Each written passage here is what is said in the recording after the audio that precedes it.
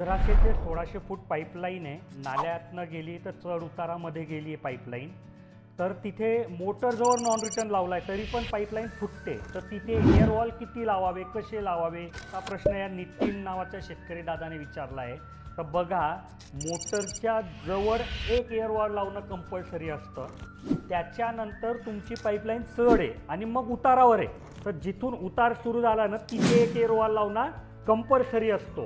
कारण हवेची जी natural tendency आहे, नॅचरल प्रवृत्ती आहे, ती वर जायची आहे आणि मग पाईपलाईन खाली गेली तर ती खाली जायला तयार होत नाही, तिथे दाब तयार होतो. हे दोन ठिकाणी तुम्ही कंपल्सरी एअर वॉल लावा. सोबत जर तुमची पाईपलाईन 1500-1600 फूट आहे तर मध्ये दोन, म्हणजे लांबीच्या हिशोबाने 1000 फुटावर एक एअर वॉल लावणं कंपल्सरी असतं. अशा रीतीने जर तुम्ही तुमच्या पाईपलाईनवर एअर वॉल लावला तर तुमची पाईपलाईन कधीच फुटणार नाही. आणि एअर दाटल्यामुळे समजा तुमची पाईपलाईन फुटत असेल त्याच्यापासून पण तुमची सुटका कायम होईल. तर जर ही ट्रिक तुम्हाला आवडली असेल किंवा तुमच्याही मनात असा काही प्रश्न असेल तर कमेंटमध्ये विचारा. मी पुढच्या व्हिडिओमध्ये त्याचं उत्तर देईल.